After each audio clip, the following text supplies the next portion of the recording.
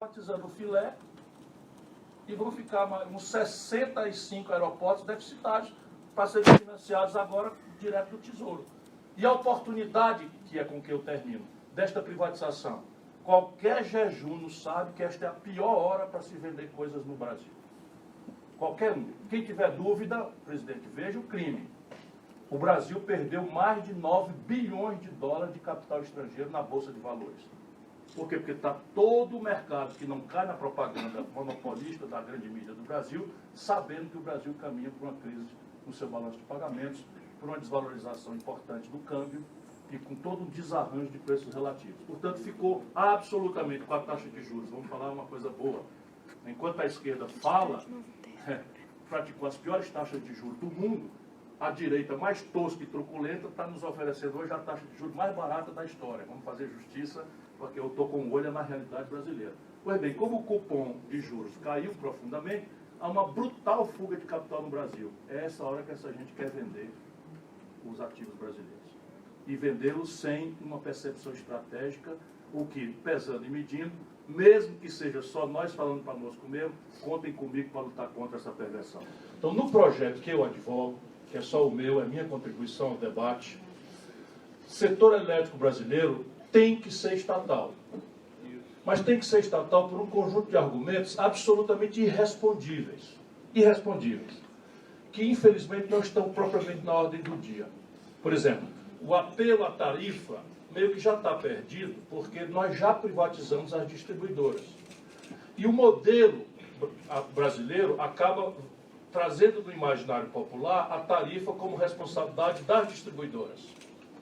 O amigo sabe o que é que eu estou querendo dizer. Porém, já há flagrante no Brasil uma deterioração dos serviços das distribuidoras, que não é a parte mais grave. Qual é a parte mais grave? É que no Brasil nós temos a matriz energética mais limpa e barata do mundo, que é de base hidráulica, não consultiva. Se é de base hidráulica, nós estamos falando aqui que há um trade-off, ou seja, há uma decisão permanente pela hierarquia dos usos da água. Então, eu sou do Nordeste. O sistema Chesf é o sistema Eletrobras. Com a integração de bacia do São Francisco, todo ano, ou pelo menos 3 de cada 5 anos, haverá uma reunião.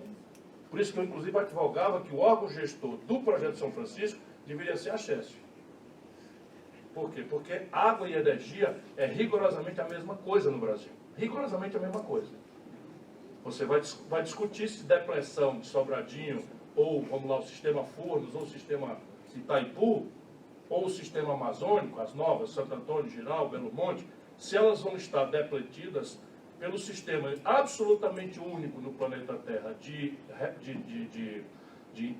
transmissão integrada, com o órgão regulador, e com esta questão da hierarquia dos usos da água, tudo interesse público. Se você inverte a lógica de manejar o sistema pela lógica do sistema privado, que é lucro e eficiência, esse sistema ele vai ruir.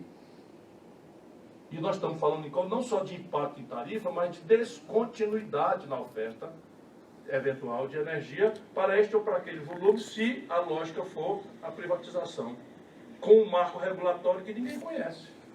Por exemplo, a grande joia do argumento da privatização do Brasil é a telefonia celular.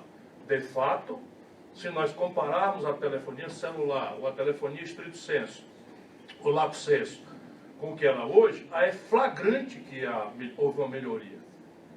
E não dá para colidir, porque isso é uma percepção, os jornais saíram com 5, 6, 8, 10, 12 páginas desclassificados com o mercado paralelo de linha telefônica.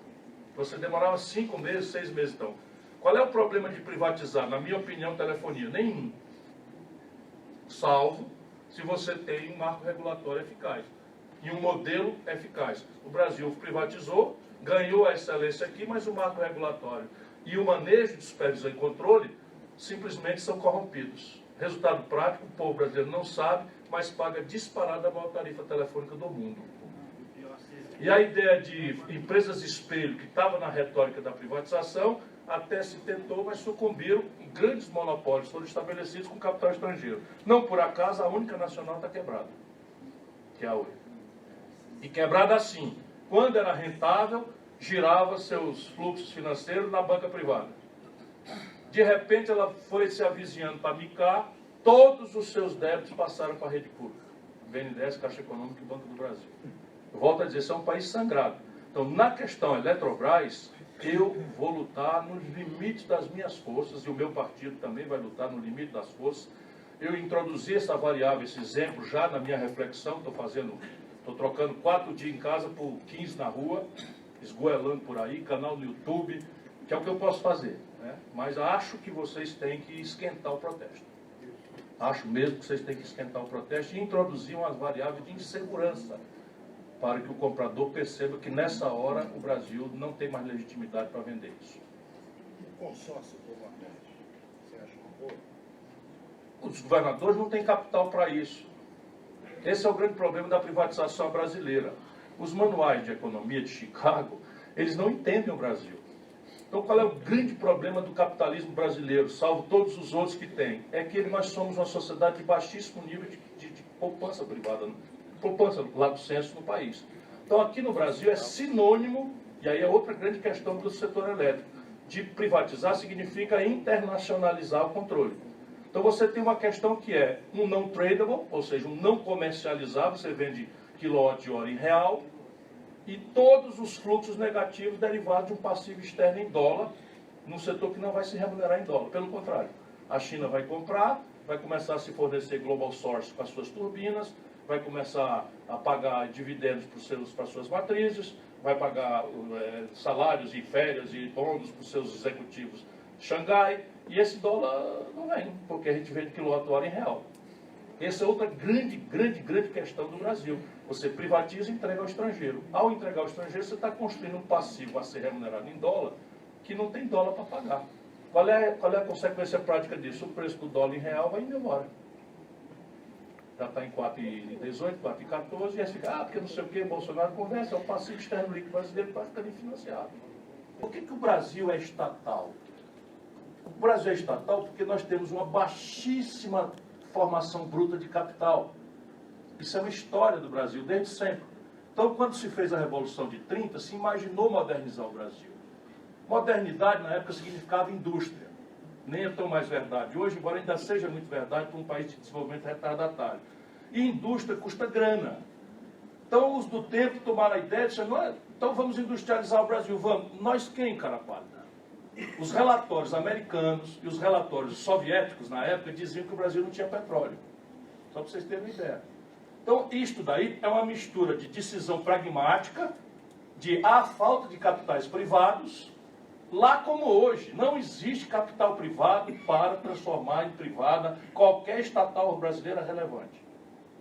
E o capital estrangeiro só virá se for negociada, porque isto não é um momento de confiabilidade do Brasil por 1 milhão de argumentos. Quem duvidar, pega o saldo dos fluxos internacionais de capital na Bolsa de Valores do Brasil. São já chegando a 10 bilhões de dólares nos últimos meses de fuga de capital. E o câmbio está mostrando. A taxa de câmbio hoje está mais volátil do que no ano 2018, que é o ano das eleições, em que tudo podia acontecer, e etc. E tal, o Daciolo estava fazendo umas propostas, e não sei o quê. Eu dizendo que ia renacionalizar a Embraer, ia desfazer o negócio da Embraer, que se fizer... Enfim, pois bem, a taxa de câmbio hoje é mais volátil, e para cima, não vi hoje ainda, mas ontem fechou a 3,14, a 4,14. Então, repare, lá como hoje, o Brasil não tem capital. Portanto, a ideia de capital público é uma questão racional. Suponho que nós decidamos, por exemplo, que o Brasil não pode mais adiar uma inversão em chip. Suponho. Alguém acha que a Intel vai investir? Alguém acha que a Celeron vai investir? Não vai investir. Ou a gente abre um estatal Chipbras, ou não vai ter. E eu não estou dizendo que a gente tem que fazer a Chipbras, eu apenas estou dizendo que nós não estatizamos porque gostamos de estatizar. Nós estatizamos porque ou estatizávamos, ou não existiria Brasil moderno. Isso aqui é uma coisa chocante a gente dizer. E o Brasil já completou a tarefa da modernidade, nós estamos longe disso. Pelo contrário, agora tem a questão do adensamento tecnológico. Por exemplo, Telebrás. A Telebrás tinha lá todos os seus abusos, as suas ineficiências, mas a Telebrás mantinha em Campinas um centro altamente sofisticado de pesquisa e desenvolvimento. em que nós fazíamos uma inversão, um X% do faturamento da Telebrás, e tínhamos aí uma série de componentes brasileiros em telefonia. Destruímos tudo isso, o Fernando Henrique vendeu, entregou, e entregou da forma mais calhorda, porque a privatização, ao modo do Fernando Henrique, foi uma privatização feita na base de acionista minoritário capitalista brasileiro desse tamanho, fundos de pensão manipulados, como agora a Previ, eu fico muito aborrecido, por isso que eu não quero mais passar pano, a Previ, a vida inteira nós defendendo a Previ agora, calada estava, calada continuou, com a entrega da Embraer, agora tem 5, tantos por cento, tem capacidade de convocar uma Assembleia, não fez. Se a gente continuar com bajulação corporativa, nós não estamos vendo que existe um certo fascismo e muita ladroeira nisso. Inclusive entre nós. Percebe? Então, o seu argumento é tanto mais verdadeiro quanto mais você olhe a história do Brasil, um país que era nada em 1945 e virou a 15ª economia industrial do mundo, quanto mais dramaticamente é hoje, em que esse produto industrial, que era 30% do PIB, desceu para 11% e vai se acabar. Por quê? Porque, por exemplo, a moda do Fernando Henrique de privatização, há muito tempo, desde o Fernando Henrique, quebrou-se o monopólio de investimento em refino no Brasil. De lá para cá não tem um investimento estrangeiro em refino no Brasil. Eu era governador do Ceará, nós negociamos com a Sal de Aranco, negociamos com o PDVSA, negociamos com não sei quem, para fazer uma refinaria. Nunca botaram um centavo. Está permitido. O que eles querem? Comprar na Bacia das Almas com corrupção, com toco, com propina, as coisas subfaturadas para vender depois, como fizeram com a BR Distribuidora. Percebe? Agora, ou a gente muda o argumento para nos reconectar com o povo, ou nós vamos todos guardar um lugar na história. Ah, estava esgoelando, eu prometi que ia acabar, vou entrar na ação da justiça, vou fazer protesto na porta, e o povão vai assistir tudo calado, porque não está percebendo o seu interesse no jogo. Essa é a questão para mim de hoje.